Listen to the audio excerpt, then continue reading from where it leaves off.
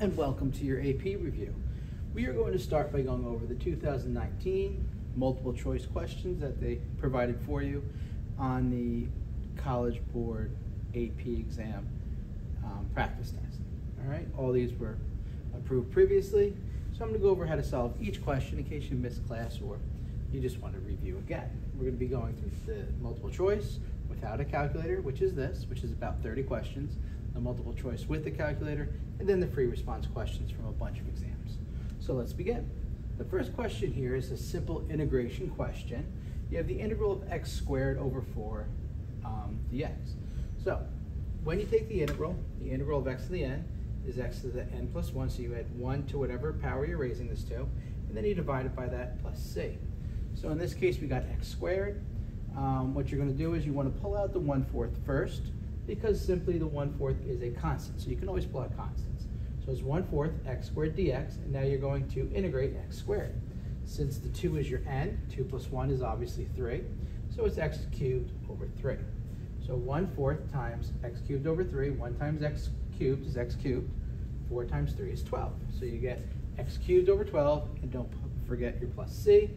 We look to see which one this is, and it's answer B. Congratulations, you just got one question right. All right, and in the bottom right, you'll just see the percent of students who usually get this right at the test. This one's 65%. So which of the following equation of the line tangent to the graph y equals cosine x at x equals pi over 2? Now, when you hear the word tangent, you should instantly think of slope. Okay, so a tangent is a slope. Your slope is m. Now, you have your cosine curve right here.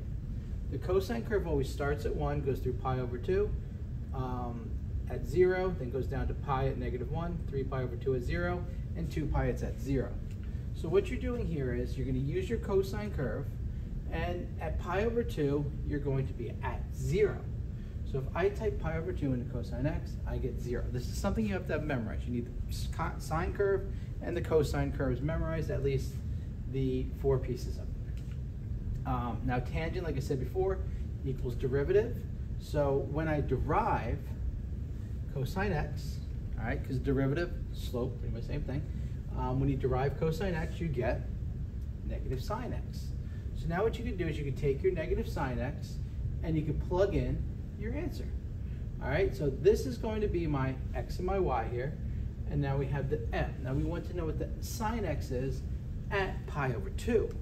So when we do that, we have to go, well, I don't know what sine of pi over 2 is, but if I had my sine curve, I would. Now sine is the same as the cosine curve, it's just shifted over pi over 2. So it starts at 0, goes up to 1 at pi over 2, goes to 0 at pi, goes to -1 at 3 pi over 2, and goes back to 0 at 2 pi. So at our point, pi over 2, it's at 1. Okay, so the slope of the tangent line to cosine x at pi over 2 would be -1, -1. Now we're going to plug in a couple things here. I'm just going to switch a little annotation on here just to make things a little easier. Okay, so what we're going to plug in here, this is my x, this is my y, and this right here is my m. And they all go into the equation. 0 equals -1, right, times pi over 2 plus b. So now you're solving for b. In order to solve for b, you're going to add pi over 2 to both sides. You get b equals pi over 2. So now that we have our b, right, so we got b here, we can take our b and we can plug it in to our original equation. All right, we also take our m and we plug that in. And what we leave out is our x and our y, because that can change based on what we're doing. All right, so y equals -1 times x is -x plus pi over 2. -x, good, good. Up, pi over 2, positive pi over 2 is right there, so the answer has to be C. All right, and that's number 2. Number 3.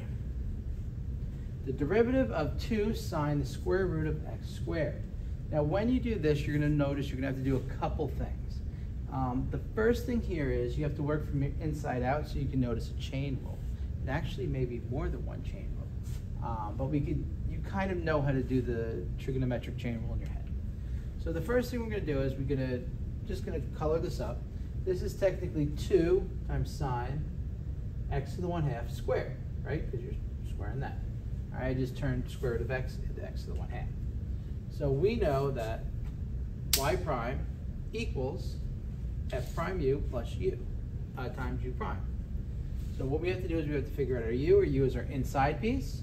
So our u is going to be sine x to the 1/2. All right.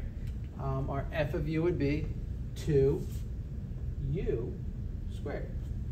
All right. Now, when you derive this, you could do this in your head. You know that sine u equals u prime sine cosine u. But if you want to use your chain rule, you can. Your u would be the inside of your sine. The inside of your sine would be this right here. So it's x to the 1/2. Then you have sine u. The derivative is just the derivative of x to the n is n times x to the n minus 1. So this would be 1/2 to the x to the 1/2 minus 1, which is negative 1/2. Derivative of sine is cosine. All right, now the equation said f prime u, u prime. F prime u is cosine u. All right, and then u prime is 1/2 x squared. X to the negative 1/2. Our u gets plugged back in. All right, so it's 1/2 x to the negative 1/2 cosine x to the 1/2. All right, it doesn't really matter what order you put this in. I typically put the trig function second. And now you also have to do f prime u. Well, this is just 2 times 2 is 4. 2 minus 1 is 1, so it's 4u. All right, our last one, we're going to have to take these two things, and we multiply them together. So you got 4u times 1/2 x to the negative 1/2 cosine x to the 1/2. Now, when you plug this u in, you're plugging in your original u. So we take our original u, and that's the one we plug in here.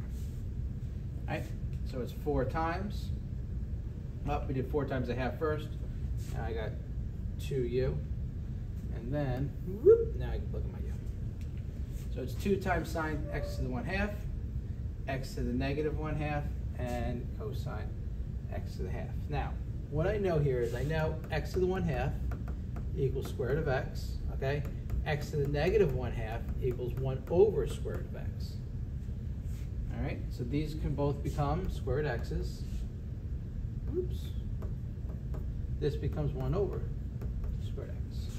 So your answer is going to be 2 over, or 2 times sine square root x, cosine square root x.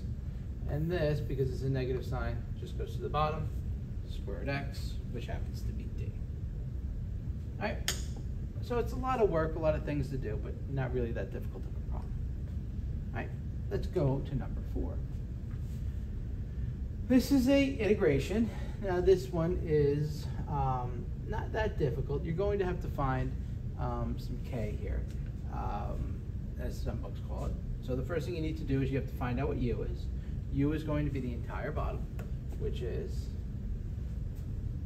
not the entire bottom, but this piece right here is going to be your u. All right, your du is going to be x squared plus 3. Oops, sorry, this should say 5, not 5x. All right, minus 5. So it's just 3x squared plus 3. Now, because of that, because the derivative of 5 is 0, all right, because of that, what you're going to do is, we want to try to match the top and the bottom, and go look to see what can I get to do from one to the other. Well, when I replace this dx, all right, I want to replace it with, I can take a 3 out. And this 3, so du equals 3. Well, we already have this, right? So since we already have this, and if I want to put du in, I need to have a 3 as well. So what I do, I multiply this by, to get to what we want, I have to multiply that by a 1/3. All right, so my k would be a 1/3. All right, not all books call it k. The one we have to use calls it. All right, and what I'm doing is, what I want to get the derivative I got from my u to the actual problem, because I want to replace this right here. I want to replace that with a du. That's my goal. All right, so now when I rewrite my problem, I got 1/3 du u cubed. Now I can take the integral of u cubed. That's not very difficult. That's the same as the integral of u to the negative 3. Now the integral is going to simply be negative 3 plus 1 is negative 2. divided by negative 3 plus 1 is negative 2. All right? 3 times negative 2 is negative 1/6 u to the negative 2. And then I come back here, and I plug in this u, without the x, because I messed that up, into the problem. And this negative 2 means it's going to go right on the bottom next to the 6. So it's negative 1/6, all this to the negative 2 plus c, which is negative 1/6 times 1 over, because the negative means it's in the denominator, x cubed plus 3x minus 5 squared. Oh, I put an x there again. That's my mistake. Plus c. All right? Nice and easy.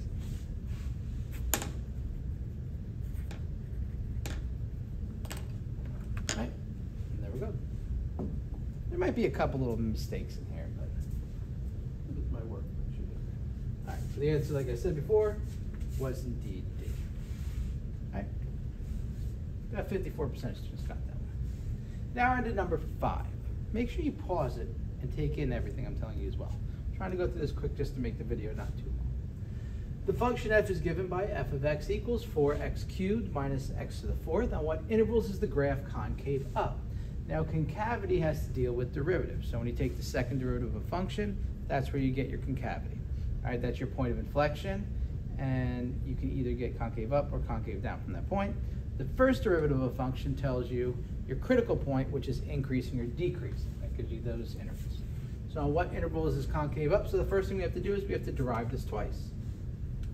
So the first thing we do is the first derivative is 12x squared minus x to the minus, I messed this up, 4x to the 3rd. All right, and my second derivative would be 24x minus 4 times 3 is 12x squared. All right. So that's my second derivative, and what you're going to do is you're actually going to set that equal to 0. All right. All right, when you set this equal to 0, what happens is when it's concave up, the answer is always going to be greater than 0. When it's concave down, the answer is always going to be less than 0. So since I'm setting this equal to 0, what I'm going to do is I can set each one of these individually equal to 0. Okay, so what I did here was I just pulled out a negative 12x. You can pull out a 12x, it doesn't matter which way you go. So negative 12x equals 0 and x equals 0. X minus 2 equals 0, so x equals 2. All right, so those 2 points are both my points of inflection. So from negative infinity to 0, I have one type of concavity. From 0 to 2, it switches possibly. And then from 2 to infinity, I have a third one. So now what you have to do is, as we did in class, you have to take test numbers. You have to pick numbers inside these intervals. So the number you could pick between negative infinity and 0, I always pick numbers close to the 0. So I'll pick negative 1. And you're going to plug them into your actual problem right here. You plug them into your second derivative. So if I pick negative 1, negative 24 minus 12 is negative, negative 24 minus 12 is negative 36. Got a bunch of mistakes here. Negative 36, okay? So since that's negative 36, what do we get? A negative number, which is concave down. All right?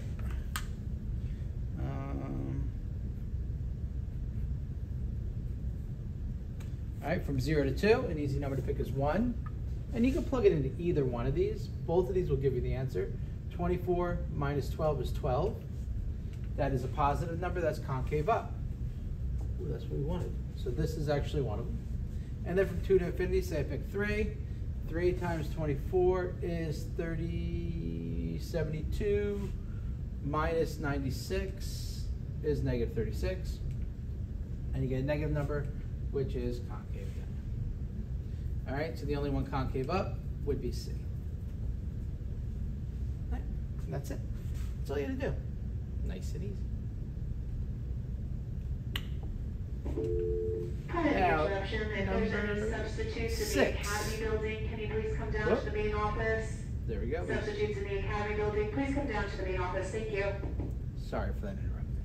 All right, so if x plus 3y to the 1/3 equals y, what is dy dx at the point 2, 8. So now what we're dealing with here is taking a derivative, and this looks like an implicit differentiation. Now what implicit differentiation means is you're deriving in terms of x and y at the same time. Now when you derive this, deriving x is just normal. Derivative of x is 1. Derivative of y is, though, is a little bit different. When you derive in terms of a different variable, see how these variables do not match? What you're going to do is you're pretty much using the same rule we've been using, but you're going to add on a d, whatever that variable is, over dx. So the derivative of x is 1. The derivative of 3y to the 1/3 is going to be 3 times 1/3 y to the negative 2/3, but don't forget your dy dx. The derivative of y is 1. Don't forget your dy dx. Okay? So now we're going to do 3 times 1/3 is 1. Okay? 1 times this is that. Now the next step you want to do is you want to get your dy dx's on the same side next to each other. So I'm going to simply subtract y to the negative 2/3 dy dx. And then what I'm going to do is I want to take this out. I want to get that by itself. So I am going to factor it out. When I factor it out, this is technically times 1, right? This becomes dy dx, because these both have it, negative y to the negative 2/3 plus 1. Now in order to solve for dy dx, I have to divide both sides by this. So I get dy dx equals 1 over negative y to the negative 2/3 plus 1. All right, so this is what dy dx is. However, they ask a question. They say at the point 28. I got my pen in my hand, I'm using my finger. All right, so what I have to do here is I have to take this answer, and if I want, I can reduce this y to the negative 2/3. So x to the a over b equals x to the a, and then your square root b. So that's the rule here. So this is technically your b. This is y squared, all right? And it's negative. And because this is negative, it's 1 over that. Because x to the negative a equals 1 over x to the a. And now I can plug in this in. This tells me that y equals 8. So I'm going to plug that in there. When I plug my y equals 8, oh, there you go. I didn't even need that. Look at that. Y equals 8. 8 squared is 64. The cube root of 64 is 4. This is negative 1/4. All right, plus 1. Negative 1/4 plus 1 is 3/4. 1 over 3/4. When you divide by a reciprocal, you're going to reciprocate it. So this 4 pops to the top. Your answer is 4/3. 4/3 happens to be D. All right, nice and easy, no difficulties, and you're doing great. All right, 6 problems down. Out of the quarter of the way. Now we're going to number 7. Simple derivative. Now the only thing you may have a little question with is how to derive this, which is a formula you do need to memorize. The derivative of x to the 5th is very simple, 5x. It's just the derivative of x to the n is n to the x minus 1.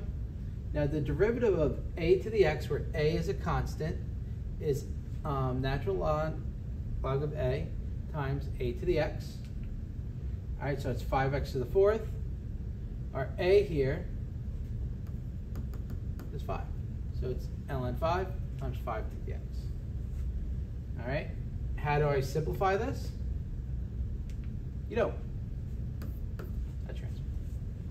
Okay, you can't combine these because it's not the same variable. All right, 7 was an easy one. All right, let's go to 8. Now this one's a limit problem. Now when you do limits, it's all the way from the beginning of the year. First thing you do is when you type in infinity here, we'll see how it works. You can use L'Hopital's rule. You pick the highest degree variable in the top, highest degree variable in the bottom. All right, so you can reduce it. You can get rid of everything else because only the highest degree variables matter. If I type infinity in here, all right, or first thing I can do is I could say negative 6 divided by 3 is negative 2, and I could pull that forward, and then now I could just deal with the limits. Here's the problem. E to the x is going to be bigger than x to the n. And that's just something you have to know, because an exponential shoots up really high, and x squared is more, it's, I guess, wider, we could say. All right, so since the x is bigger, okay, that means this number on bottom is going to be larger. All right, so your infinity technically goes to the bottom. So your answer is going to be like 1 over infinity, all right, which is 0. All right, any number over infinity equals 0. If you have positive or negative infinity over any number, that equals positive or negative infinity. Those are just your infinity rules that you should already know. Negative 2 times 0 is 0, and your answer is B, which is 0. All right? And then like infinity times any number would be infinity. Infinity times any negative number would be negative infinity. These are all just rules using infinity. All right? So R is the region bounded by the graphs of y equals 2x and y equals 4x minus x squared. What is the area of R? Now, when they're talking about region bounded by this, it means you pretty much have this right here. You have one graph which is 2x, the other one's 4x minus x squared. I don't know exactly what that looks like. I assume 1 is 3. It looks something like that-ish. I don't know. All right, so it's the region between the two. But you're going to use integration. You're going to use the basic fundamental theorem of calculus, the integral from a to b of f of x dx equals f of b minus f of a. All right, so what I have to do is I have to subtract the two graphs from each other, and then I integrate. So the key is, first thing you need to know is you need to know what a and b are. A and b are the 2 points where they meet. So in order to find out where they meet, you set them equal to each other. Whatever they equal each other, that is where the 2 points where they meet are. So the first one is, I'm going to set this up, 2x equals 4x minus x squared. I'm going to simply subtract 2x from both sides. Or what I did was I added an x squared, I subtracted a 4x. I just want them all on the same side. So I get x squared minus 2x equals 0. I could pull out an x, or factor out an x, and set these both equal to 0, and I get x equals 0, x minus 2 equals 0, so x equals 0, and x equals 2. All right, so what that means is in this graph, at 0 and at 2, these two graphs intersect. So there's something goes on here. I think the graph looks like that, or something like that. And then what happens is you're trying to find the area between these graphs. All right? So when we do this, we have our integral from 0 to 2. Okay, so where they equal each other is just setting up what our a's and our b's are. So we're going to take the 2 points and we're going to subtract them. The 4 minus x squared is larger, that's where that comes first. So you have 4 minus x squared minus 2x dx. Okay, if you want to put like parentheses around this whole thing, you can. Makes you happier. Negative x squared, 4x minus 2x is plus 2x dx. And now when you integrate this, you integrate both these as their own. So this becomes negative x cubed over 3 plus 2 times x squared over 2. Negative 1/3 x cubed, plus, these cancel out, x squared from 2 to 0. Now this is definite integration. So all you're going to do is you're going to plug the 2 into both of these, and then you can just subtract when you plug the 0 into both of these. 2 cubed is 8, so you got negative 8 over 3, plus 2 squared is 4. Negative 8/3 plus 4. 0 cubed, 1/3 times 0 cubed is 0. 0 squared is 0. So this right here becomes negative 4/3. The reason this is negative 4/3 is 4 equals 12 over 3. Negative 8 plus 12 is 4/3 minus 0 plus 0 is 0. And your answer is 4/3. 4/3 happens to be B. And we're good.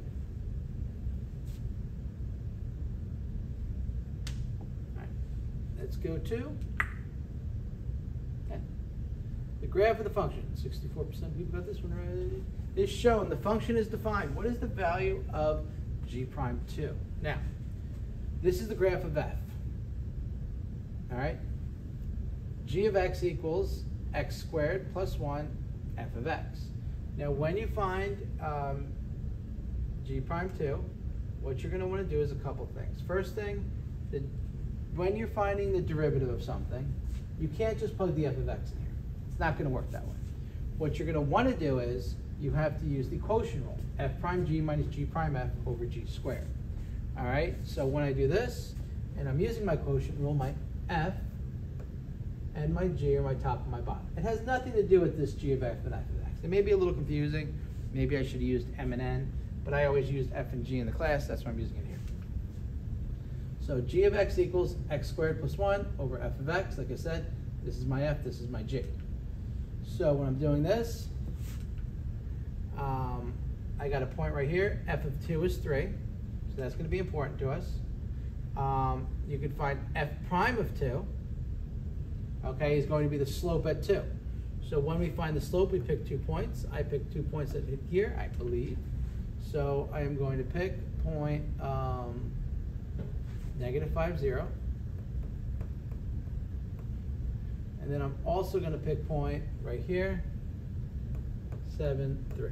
All right, if I pick those 2 points, it'll give me the slope of this line, which is f prime of that 2. So it's 12 over 3 or 4. So now I know f of 2 equals 3, f prime of 2 equals 4. Okay, and I got that all from this graph. Now when I solve this, my f equals x squared plus 1. All right, so my actual value of f is going to be, because I'm using 2. So this goes in for my x every time. 2 squared plus 1 is 5. All right, my f prime, and this is just doing this, f prime is 2x. Why is it 2x? The derivative of x squared plus 1 is 2x. 2 times 2 is 4. My g is the bottom. That's my f of x. So f of 2 we already said was 3.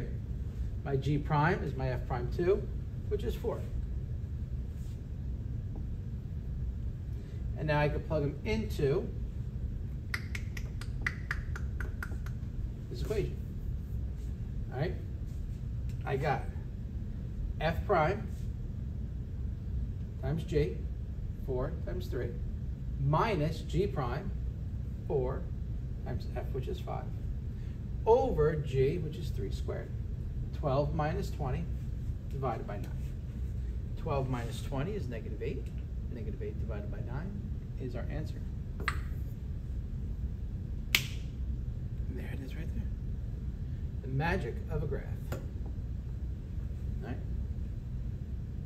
Not terrible. About a third of the way done. Whew, breathe. All right, so next one, integration. This is an integration. You got a couple parts going on here. So what we're going to have to do here is, first thing you know, the integral from a to b, f of x equals f of b minus f of a. So we're going to have to integrate this, and we're going to have to plug in 1 and negative 1. Calculator would make this so easy, but unfortunately we do this in our brain. Easiest way to do this is we can divide both of these by x. Okay, we split it into 2 parts, like I said. All right, x squared divided by x is x divided by x is 1. So you got the integral from 1 to negative 1 of x minus 1 dx. This and this are equal. And this is a lot easier to integrate. All right, so the way you're going to integrate this is technically x to the 1. Integral of x to the 1 is x to the 1 plus 1 is 2. X squared over 2. And the integral of a constant is just that constant times x, which is x.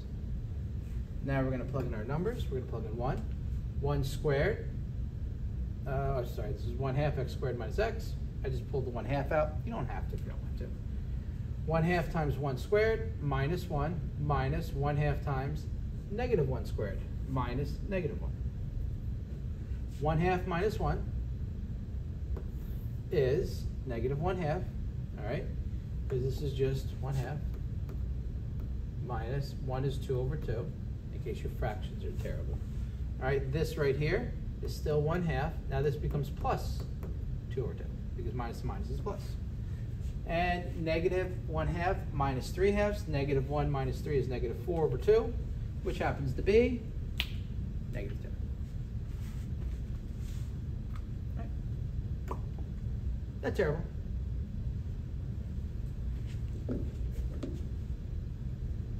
Ooh, half hour. Number 12, the table gives selected values of the differentiable function f. Which of the following intervals must there be a number c such that f prime c equals 2? All right, here comes the fun. All right, so in this case, what we're doing is we have x and we have f of x, which is technically your x and your y. So in this table, we want the intervals where the derivative is 2. So this is pretty easy. F prime c equals the slope. So if we can find the slope between one of these intervals and it equals 2, that's our answer. You guys know the slope. Slope is y2 minus y1 over x2 minus x1. And like I said before, this is my x, this is my y. All right, technically. So very simply, I can just go through these things. First one is these two. 0 minus 8 over 4 minus 0. That's negative 2. Nope, can't be that one. So it's not from 0 to 4. Next one. 8 minus, what do we got? 2 minus 0 over 8 minus 4. That is negative 2 over 4 and negative 1, or sorry, 2 over 4, or 1/2, not 2. So it's not 4/8. Next one, 12 minus 8, 10 minus 2. Or sorry, 10 minus 2, 12 minus 8. Remember the x's, the y's go on top. 8 over 4, which is 2. Ooh, this could be a good one. So I kind of like C. Let's just check D to get it done with. Now we're going blue here. 16, 1 minus 10, 16 over 12. That is negative 9/4. Definitely not this one. So we go with our answer C, which is 8 over 12. Just remember, derivative, when you have a table, you can just find the slope between the lines. It's like the average value. Okay, nice and simple. All right, number 13, sine x over e to the x minus 1. What is the limit as x approaches 0? So when I type in 0 here, I get undefined. Because e to the 0 equals 1. 1 minus 1 is 0. Sine equals 0. Now there is something you can do. You could use your L'Hopital's rule. This rule is very important to remember. If you have indeterminate limits, if it's undefined, if undefined derived numerator, if your answer is undefined, sorry, I was running out of space here. You're going to derive both the numerator and denominator and then try to type in your limit again, which is 0. This is L'Hopital's rule. All right, so your limit of f of x over g of x equals the limit of f prime x over g prime x. So all you're going to do now is you're going to take the numerator, derive it, take the denominator, derive it. Now we can do this fairly simple. We know the derivative of sine is, you got it, cosine. Derivative of e to the x minus 1 is e to the x. So now what we do is we type our 0 in again. Now cosine 0, if you forget your cosine curve, looks like this. Cosine 0 is 1. E to the 0 is also 1, because anything to the 0 is always 1. So you get cosine 0 over e to the 0, you get 1 over 1, and your answer happens to be a, which is 1. All right, so using the simple L'Hopital rule, which I have seen multiple times in multiple exams in multiple parts, and you guys should definitely study. Right, very simple rule. If you get undefined over undefined, derive it. Number 14, a particle moves around along a straight line so that at time t is greater than 0, its acceleration is given by a of t equals 12t. At time t equals 0, the velocity of the particle is 2, and the position of the particle is 5. Which of the following is an expression of the position of the particle at time t is greater than 0? Do not give up on this problem because there's lots of words. What we need to know is we have a position and we have a velocity. And there's a couple things this tells us. So the first thing you know is acceleration is the derivative of velocity. Velocity is the derivative of position. So acceleration is the second derivative of position. Now, since we have the acceleration is 6t, and we're looking for the position, we have to do this backwards. So what that means is velocity is the integral of acceleration, and velocity, so we can find the velocity first. So in order to find the velocity, we're going to integrate acceleration. We have the acceleration, which happens to be a of t equals 12t. So the integral of 12t, very simple. will be 12 t squared divided by 2 plus c. Okay? Now, this is going to be 12 t squared divided by 2. 12 divided by 2 is 6. That's where I got that. Plus c. Now, we have to solve for the c. So in order to solve for the c, what we could do, though, is we know at time t equals 0, the velocity is 2. So it tells us that. So at t equals 0, the velocity is 2. Whoop, I already didn't need to do that because I did it in red. All right. So that means the velocity of 0. So this means at t equals 0, the velocity is 2. So I could type in 0 for t and 2 for v of t. So I do 2 equals 6 times 0 squared, which is 0, plus c. So c equals 2. Now, since c equals 2 here, whoop, went too hard, I could take that c and plug it in there now. So the velocity is technically 6t squared plus 2. Wait, that's not an answer up there. But we're not looking for velocity. We're looking for position. All right, so we're going to have to do this again. So in order to find the position, that is obviously the integral of velocity. And this is our velocity. So we integrate velocity. Oops, I should have put an integration sign there. dt. All right, the integral of that would be 6t cubed over 3. All right, just writing down. 6, what's that? 6t cubed over 3. 6 divided by 3 is 2. And then you got 2t. And then you have your plus c.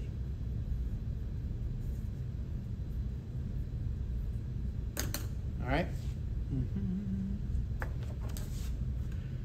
In order to find the c, we know that at t equals 0, the particle position is 5.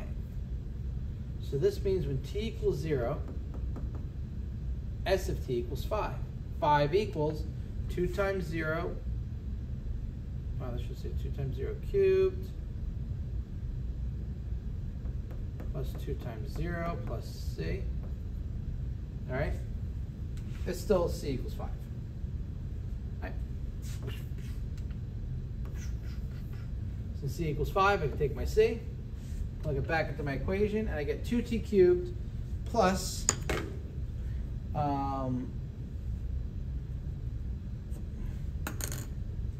2t plus c, which happens to be d. All right? All good? Cool. All right, so we're going to go boop, and we're going to go to the next one, which is, let you guys get a good look at this. Get that out of there. Bam. All right, number 15. Let f be a function defined above. Which of the following statements is true? Is f continuous and differentiable at 5? Is it continuous but not differentiable? Is it differentiable but not continuous? Is it neither continuation or differentiable? So you need to know what continuous means. You need to know what differentiable means. Continuous means that the graph, if you have a continuous graph, it's like that. Things that are not continuous, this is not. It's not continuous if you have something like that, if you have holes. It's not continuous if you just have a straight up hole. And it's not continuous if you have something like an asymptote. So a continuous line is pretty much unbroken and goes from one place to the other with no holes and no asymptotes. Now in this case, in order to find out if this is continuous, we have to see everywhere should be good, here and here. The only problem may be at 5. So we have to take 5, and we take 5 and we plug them into both numbers. All right, if 5 goes into both these numbers and the numbers equal the same thing, it means it's continuous. Negative 5 cubed plus 3 is negative 22. Negative 5 times negative, or 5 times negative 10, sorry, it's negative 50 plus 28 is also negative 22. Since they equal the same thing, they are continuous.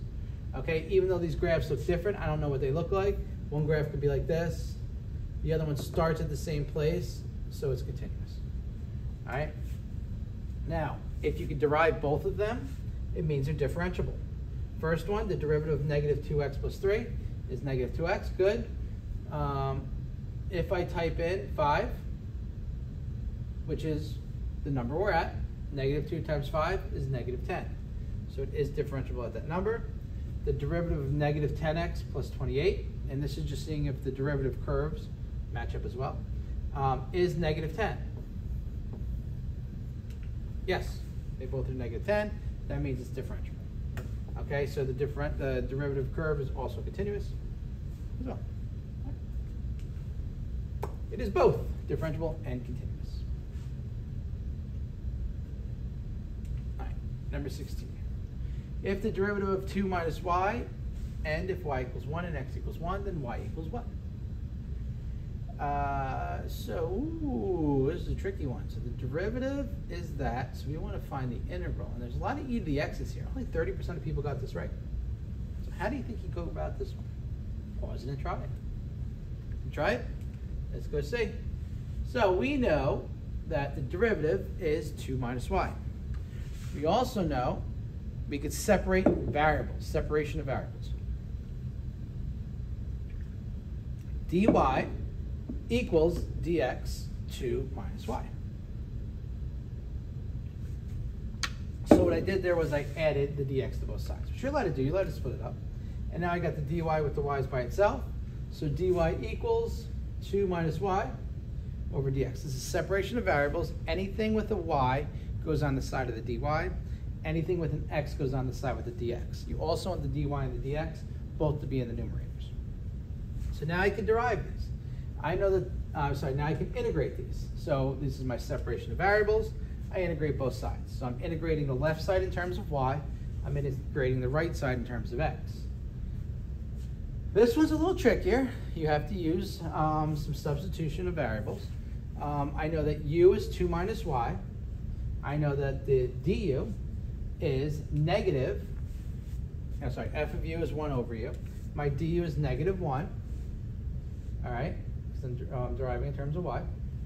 And then the f prime u is ln absolute value of u. The reason it's ln is because the derivative of 1 over x is ln x. Just one of the rules. So when I multiply them together, negative ln, I plug my u back in, 2 minus y,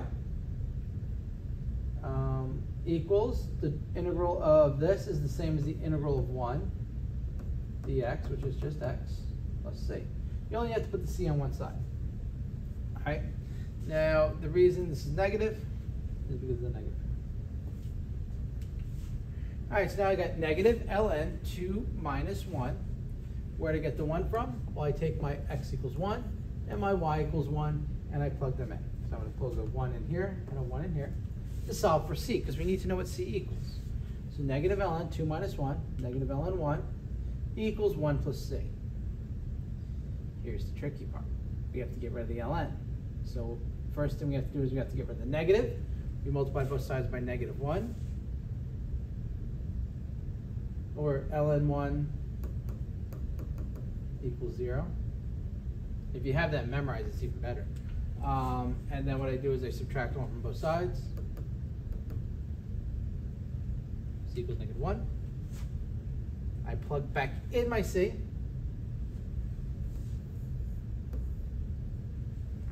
ln, oops, sorry. In there. That's a better place because we don't want any x's and y's. Negative ln 2 minus y equals x minus 1. Now here's the little tricky part. When you do a problem like this, you want to solve for y. These are all things that y equals, so we have to isolate y by itself. So when you isolate y by itself, you're going to have to do some things to this to change the variables. This becomes simple algebra. So now what I'm going to do is I'm going to multiply both sides by e. And you don't have to necessarily do it in this order. So if I go e here and e here, this is e to the x minus 1. This is negative 2 minus y. All right. I can distribute the 2. Negative 2 plus y.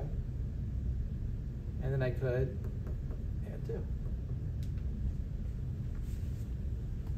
If you want to multiply this by a negative, you can. The problem is, oh, sorry. That answer's not there. I messed this up, right? What do you do if the answer's not there?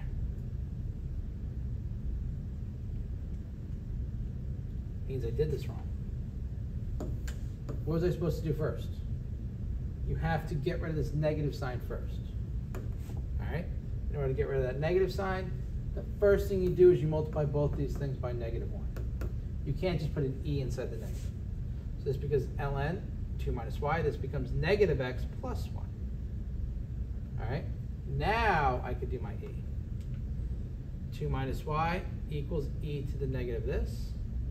I'm going to subtract 2 from both sides, and then once again multiply it by -1. And you get y equals 2 minus e to the negative x plus 1.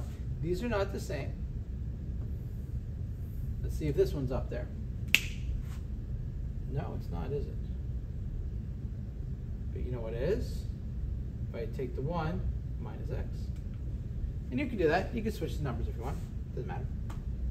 All right. All good? Perfect.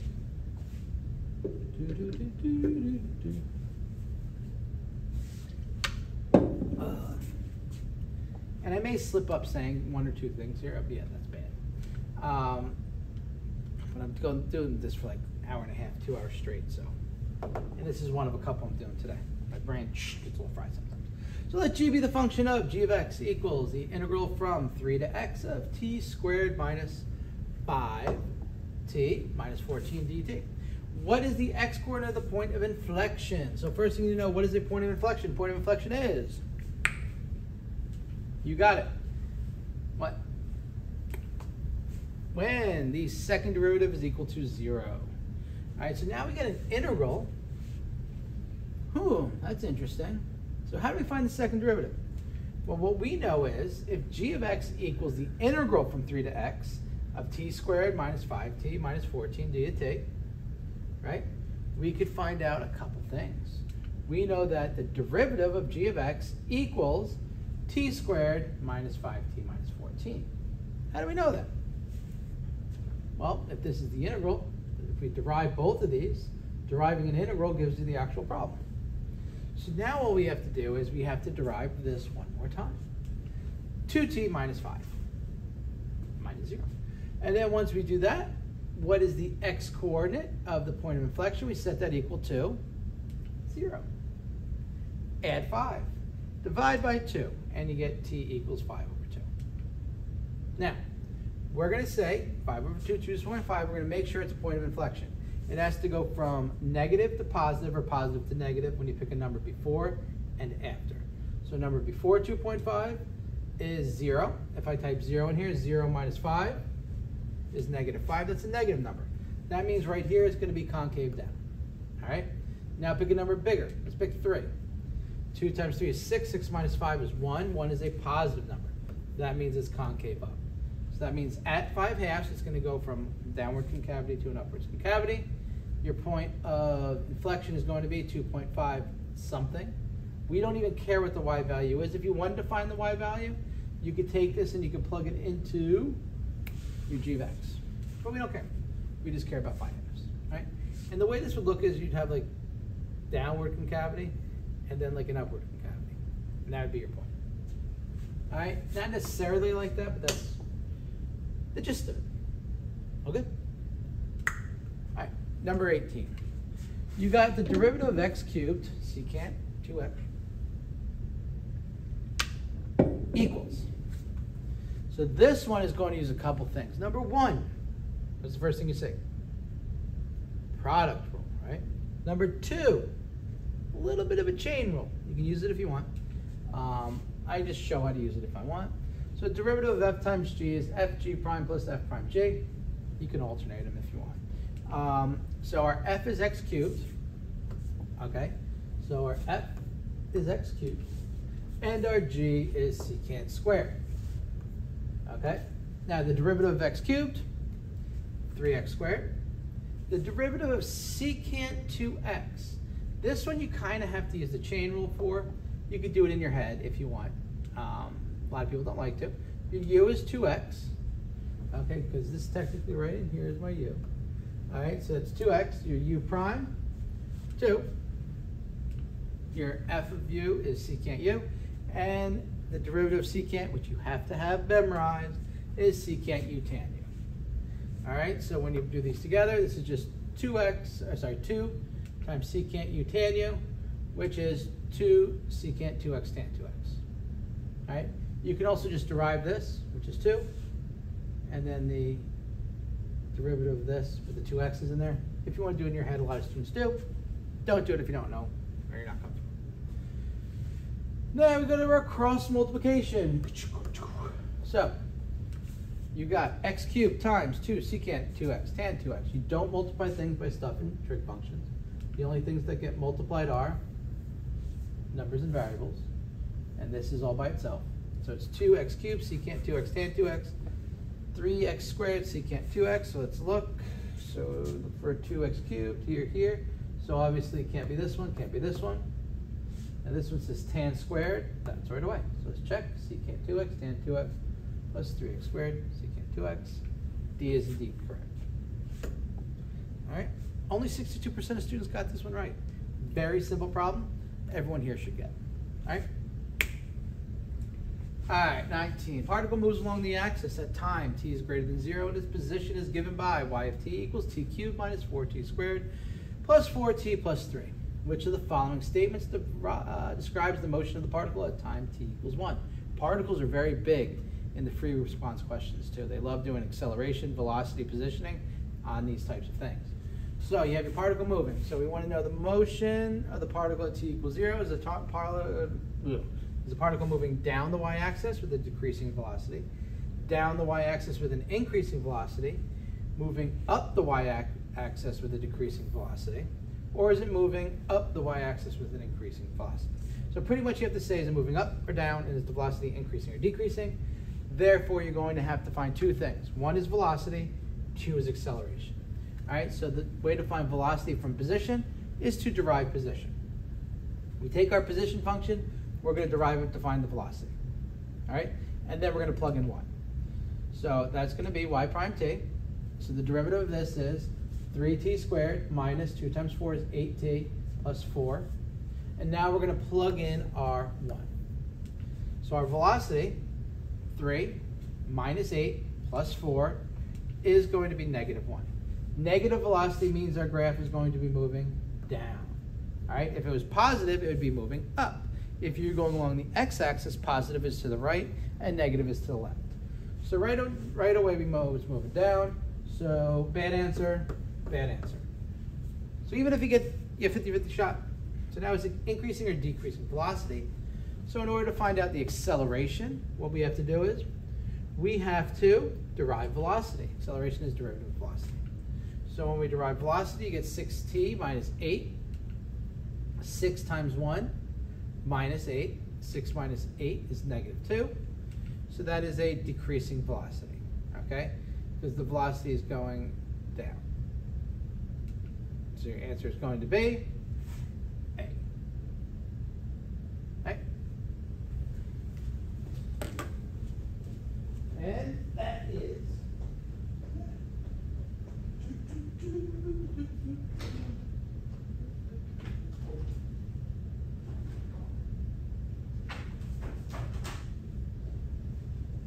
34% of students got that right. Hopefully you are one of them. Hold on 1 second. I just want to confirm that answer real quick. Number 19 is A. Yep, at the time, since the velocity is moving down, the change of velocity is negative 2. Since this is negative, it's decreasing velocity. Perfect. All right. Just had to make sure my camera was still rolling. Number 20. You have integral. Ooh, 54 minutes. 1 to 4, f of x equals dx equals 8. 1 to 4, g of x dx equals negative 2. Which of the following cannot be determined from the information given? All right, so let's figure some stuff out. So we got some numbers here. One of these things you can't figure out. Well, let's see, g of x. This is 4 to 1, this is 1 to 4, but we know the rule. If you flip them, it just makes it negative, right? We know that a to b of f of x dx equals negative b to a f of x dx. So this would just be negative, negative 2, which is 2. So we can determine that. So that's a good one. B, let's see, from 1 to 4, 3. Okay, so now we're taking this. We know from 1 to 4 of f of x. Well, what if we just pull the 3 forward? We could do that. So it's just 3 times 8, which is 24. That's a good one. All right, the integral of 3 f of x g of x. So would this be 3 times 8 times negative 2, which is negative 48? Maybe. I don't know. Would it be? Well, let's look at D. 3 times 8, okay, because this is technically the integral from 1 to 4, 3 f of x, plus the integral of 1 to 4 of g of x. And there's dx's here. I just get lazy.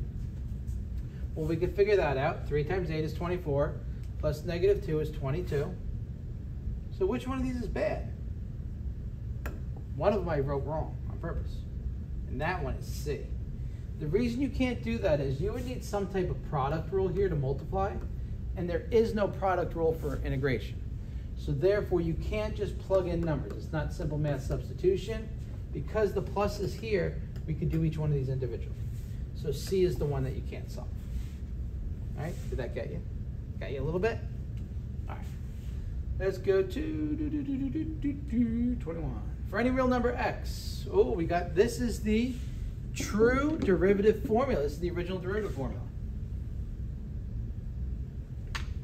And it got some things in here. So you got sine 2x plus h minus sine of 2x over h.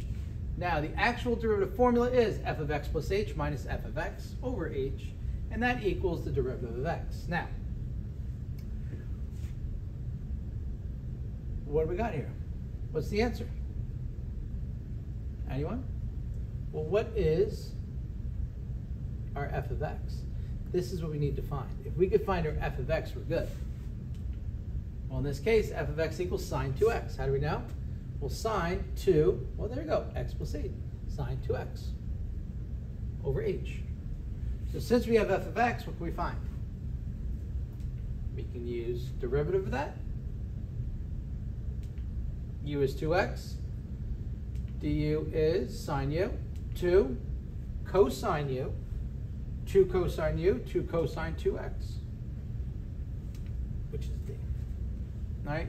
So this is a pretty simple question. You're just using the actual derivative formula that we learned way back at the beginning of chapter 3 to solve the problem. Right? To figure out what f of x is, and then once you get f of x, you derive it normally. Right? You're not even using the formula. 22, slope field. This is an easy one.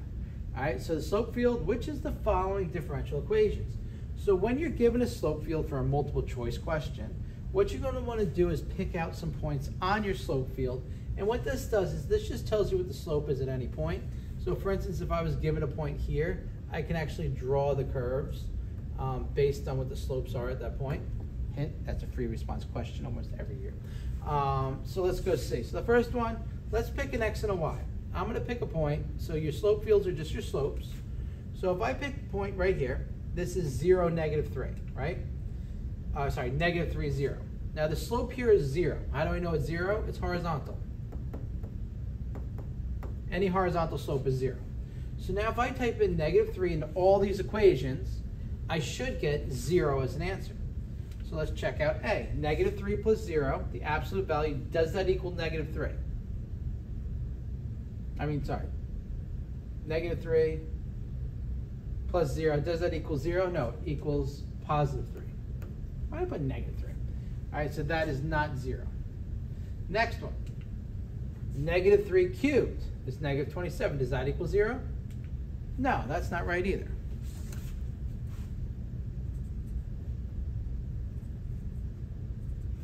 All right, next one, y cubed.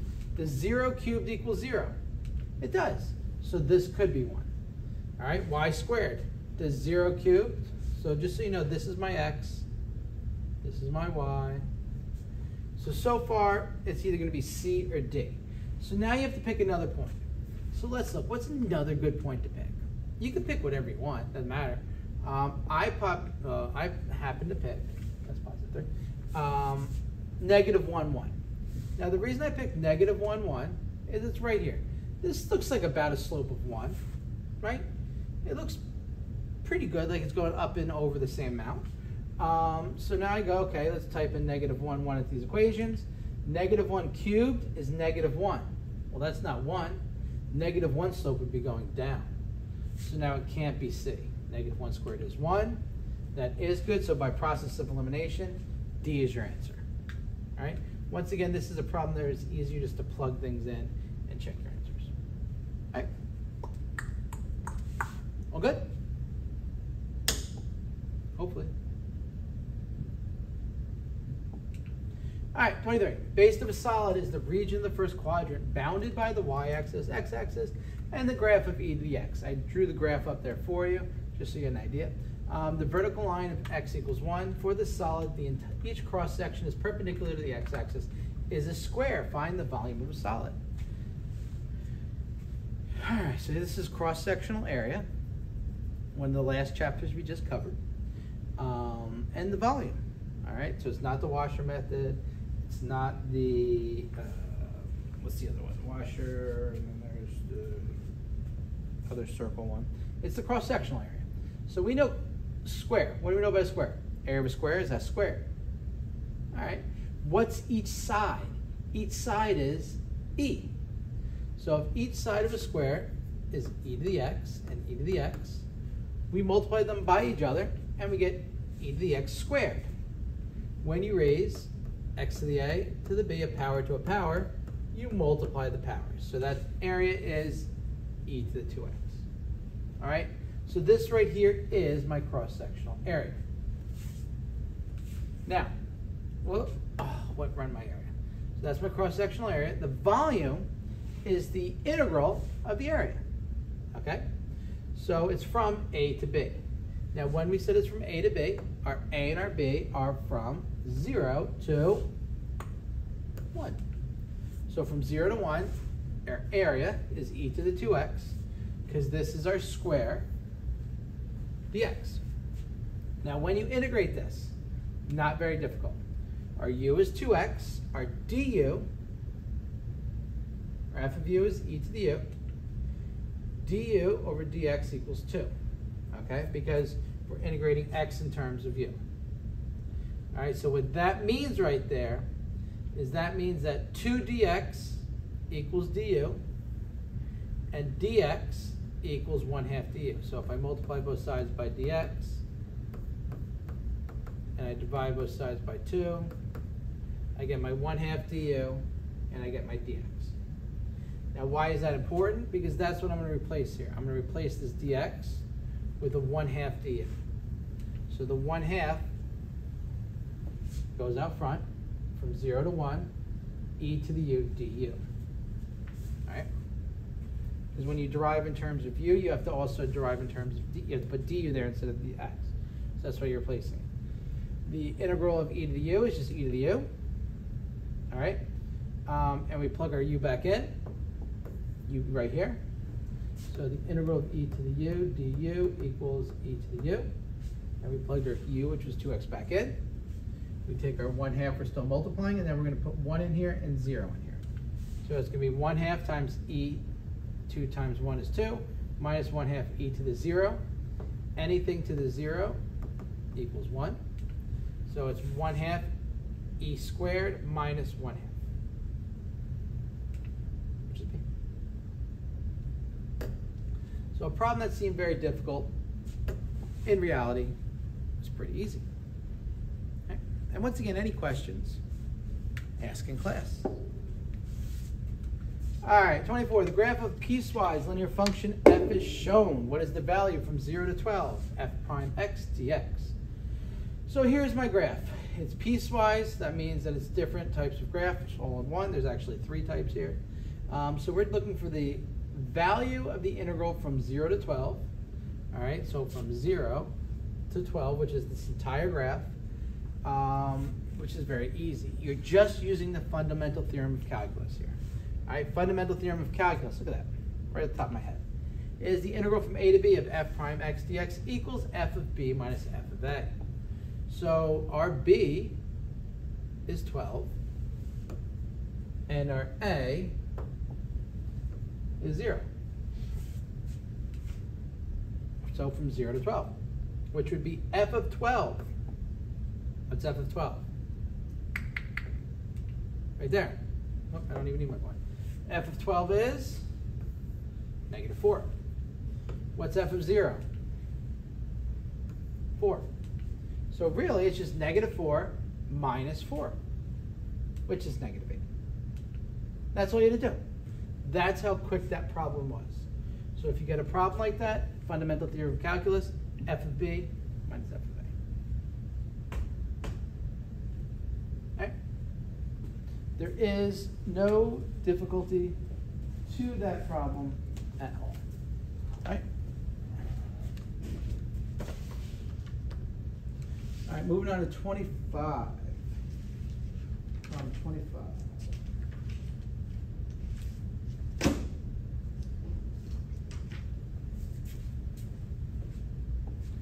The equation y equals 2e to the 6x minus 5 is a particular solution of which of the following differential equations? Particular solutions. This is something you should be good at. We've done this multiple times. Y equals e to the 6x minus 5. All right. We already had that, right? So now what do we do? Got to derive it, right? When you derive e to the u, that's u prime, e to the u, it's like using, that's our u, 6x, so it's just 6e to the 6x. So derivative e to the 6x equals 6e to the 6x. If it was e to the 10x, it'd be 10e to the 10x. All right, 6 times 2 is 12, e to the 6x, the derivative of -5 is 0. So that's what y prime is. So now that we got what y prime is, we could type this in. Whoops. We could type this in for y prime. Y double prime, when we derive this again. 12 times 6e to the 6x. 12 times 6 is 72, e to the 6x. And now we got our y. So what we're going to do now is, anytime you see a y prime, y prime, y prime, y prime, y prime, you're going to type in 12e to the 6x. Anytime you see a y double prime, the one time you see a y double prime, you're going to type this in up 2 times. And then anytime you see a y, you type this in. That goes in there, that goes in there, that goes in there, that goes in there. And then you see which one equals 0. So the first one, 12e to the 6x minus, you're going to distribute the 6 minus 12 plus 30. They just cancel out. These cancel out, and you get 0 equals 0. No way, it can't be that easy. Could the answer be A right off the bat? Well, let's continue to look. 2 times this, 24, minus 24, plus 60. All right, these cancel out. That's 65 equals 0. That's not true. Let's go look at C. 72 e to the x, so 5 times this, 6 times this, 6 times that. 72 minus 60 minus 12. They all cancel out. 30, does that equal 0? Not in this world. All right. 72 e to the 6x minus 24. It's just a plus. All right, so what happens here? Ugh. 5's cancel out. That's good. Oops, but nothing cancels out here. 74 minus 24. You get 50 e to the 6x. Does that equal 0? I don't think so. So your answer has to be A. All right? So you just find out what y prime is, find out what y double prime is, and then you plug everything in. All right? Take that one in. That has a lot of stuff on it. I'll clean it up for you, make it look all nice, give you a second to look, and we'll move on to the next one.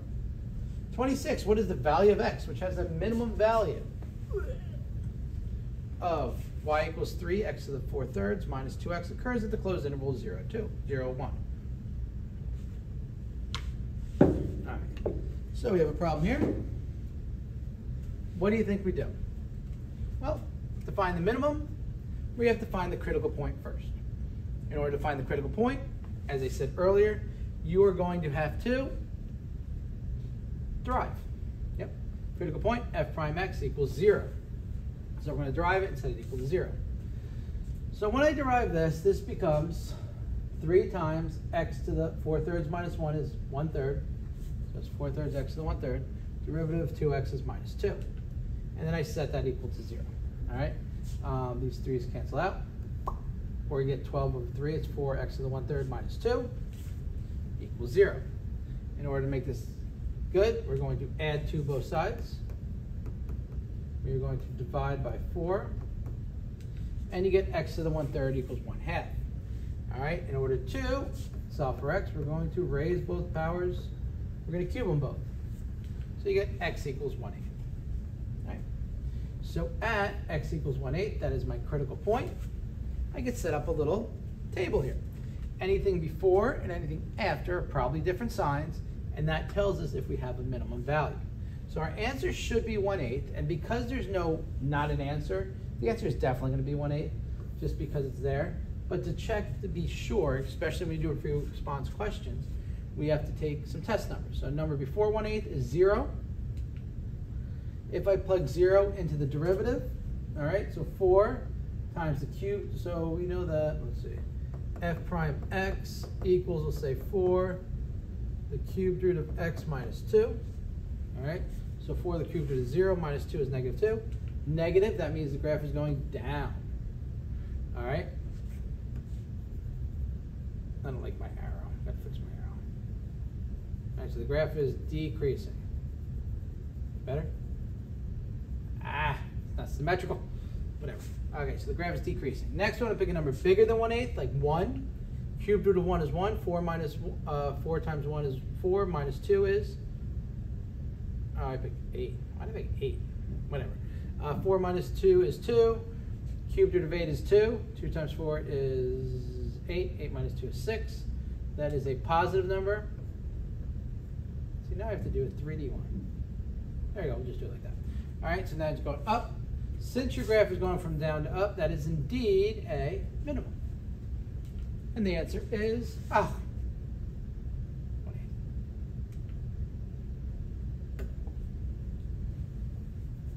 The animations are so much nicer. All right, so here, take that in, get your answer, and let's get ready to go to the next. All right, whoa, a lot of words. A lot of words, very easy, not much to it. At time equals 0, storage tank is empty and begins filling with water. When time is greater than 0 hours, the depth of the water, the tank is increasing at a rate of WT feet per hour. Which of the following is the best interpretation of the statement W prime 2 is greater than 3? After 2 hours, the tank begins filling with water. The depth of the water is increasing at a greater rate than 3 feet per hour. Over the first 2 hours that the tank begins filling with water, the depth of the water is always increasing at a rate greater than 3 feet per hour. 2 hours after the tank begins filling with water, the rate at which the depth of the water is increasing at a rate greater than 3 feet per hour. Over the first 2 hours after the tank begins filling with water, the rate at which the depth of the water is always rising, is always increasing at a rate greater than 3 feet per hour. Per hour. Sorry, those both have. What do you think? Well, this is the key here. And that's the derivative. So at time, t equals 0, let's go look at this. The tank is empty. Okay, so it gives us that information. So we know it's empty at t equals 0. So, okay. The rate at which it's filling up, all right, so that's your rate. The rate is increasing at a rate of WT. Okay, so that's pretty much almost like velocity. The velocity is WT. So if the rate's increasing at WT feet per hour, that means your W prime T has to be your acceleration. That's the rate at which it's rising or falling. Okay, so that's the rate at which the rate is rising or falling. All right, so the acceleration means, is the rate increasing or is the rate decreasing? All right, so W prime 2, so this 2 right here, that's a keyword. That means your T equals 2. 2 hours, 2 hours, 2 hours, 2 hours. All right. The answer is going to be C. Now this is the reason.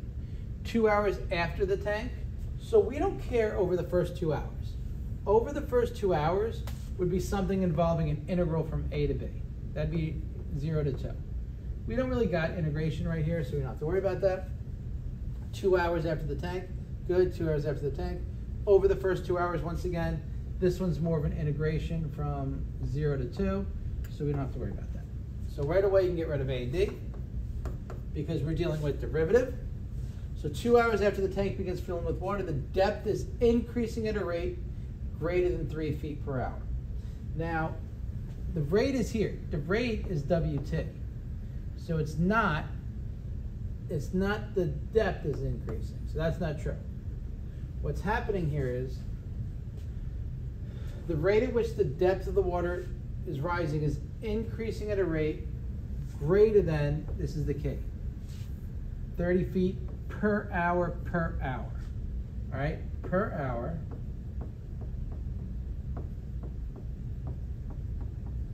Is acceleration. That's why you put it twice. All right, per minute per second. I might be too close on that. All right, so that's the key.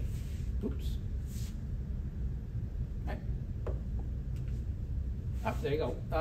So W prime 2, the acceleration at 2 hours, the rate is increasing more than 3 feet per hour per hour. All right. Everything I just explained right there. All right, number 28. We're almost done with this. A person stands 30 feet from point P. Watches the balloon rise vertically from the point as shown in the figure above. The balloon is rising at a constant rate of 2 feet per second. What is the rate of change in radius per second of the angle the instant the balloon is 30 feet above point P? Ooh, this is a fun one. This is a related rate problem. One of the best ones we did. Yes. And it involves trig. Double yes. All right, so the first thing. We have our little person right here. They're standing 30 feet from point B. This is the angle. There's the balloon. A is adjacent to the angle. Opposite the angle is the height of the balloon. Okay? Your hypothesis is the string. Okay? Hypothesis is always crossing the right angle. Now, our height here is 40. How do we know that? It's given. Balloon is 40 feet above point P. Okay? So, we could find out how big C is when this is 40 and this is 30. Okay? At the point, and only at the point where it's 40 feet above, we can use our Pythagorean theorem to find that. We can also use tangent to find the angle. Okay? We don't know which one we want yet. So let's find this angle first. Tangent equals opposite over adjacent. Tangent equals 40 over 30.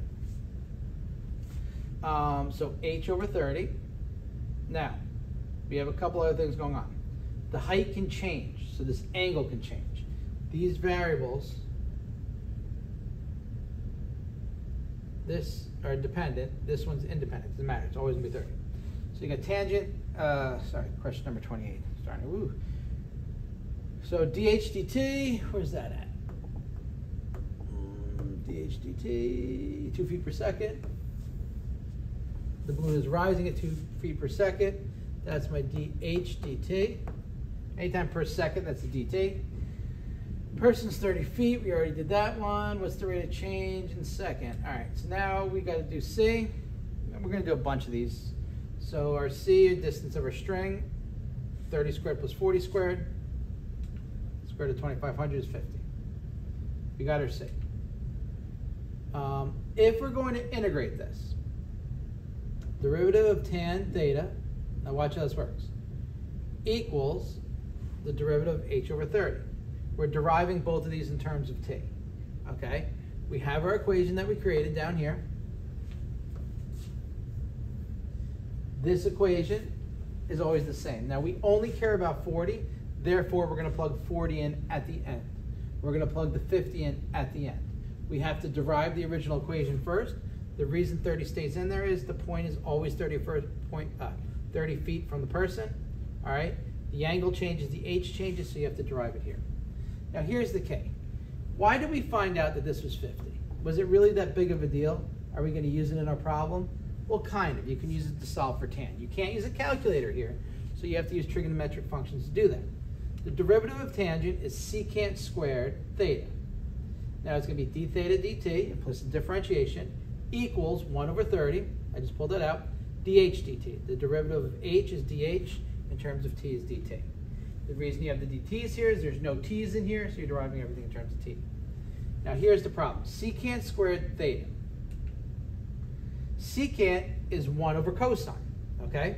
Now from SOHCAHTOA, I'm going to try to fit this in here.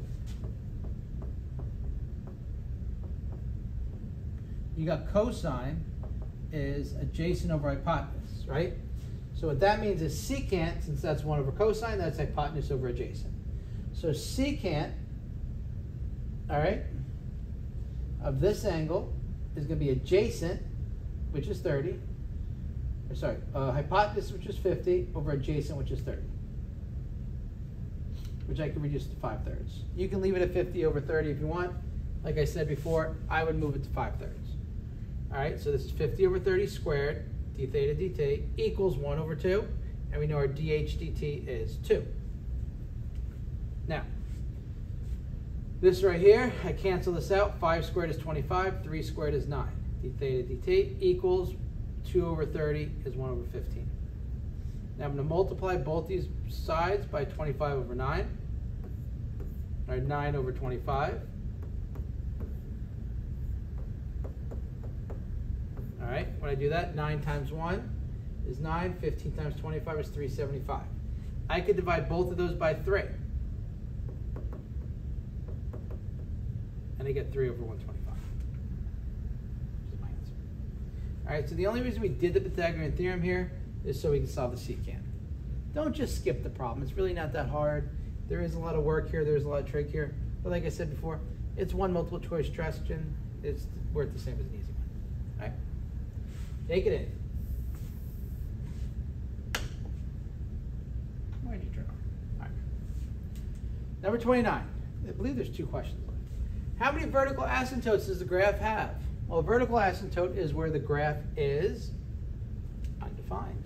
So when the denominator equals 0, after reducing it. Okay, now here's the key, after reducing it. So if it's equal to 0, but you can have the same thing on top, that'd be a hole. Anything you reduce out that gives you a hole, that is not a vertical asymptote. Oh, there you go, it's a hole if you can reduce it out. So we factor it, and then we reduce it. So the factor of x to the 4th minus 16 would be, you factor it just as you would factor a x squared, the x to the 4th, because it's an even square rootable denominator. So that becomes x squared minus 4, x squared plus 4. And then I can also do this one, because remember, a squared minus b squared equals a minus b, a plus b, perfect square, right? So this becomes x plus 2, x minus 2, and this can't be reduced because there's a plus there, has to be a minus there. And what happens here though is, I can cancel these out. All right, leave me with a 1 on top. So this becomes 1 over x plus 2, x squared plus 4. Now I'm going to set the both denominators now equal to 0. X plus 2 equals 0 when x equals negative 2. So that's 1. And when I do x squared plus 4, I subtract 4. Square root of negative 4 is undefined. So x squared will never equal negative 4. No imaginary numbers. Remember that. We don't deal with any of that. So this is undefined. So our answer is just 1. Okay? Don't get tricked up and say 2. This one as well, because that cancels out. That's actually a hole. So there's 1 hole and there's 1 asymptote. All right? Take a peek.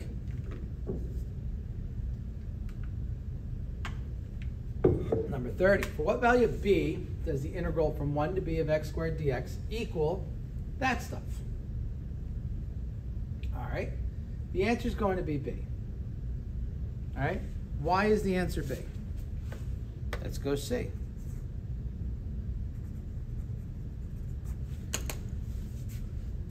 That's summation.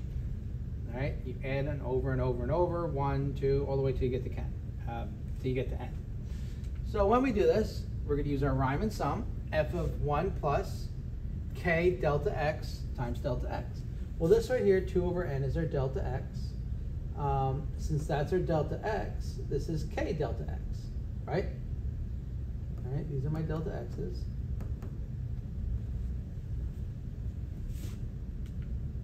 So delta x technically is, oh, there should be a square here. Delta x is b minus a over n. How do I know that? That's always what it's been. All right, well, this is our b, this is our a. So b minus 1 over n. So delta x is 2 over n. b minus a. These have to be equal. Has to equal 2. All right?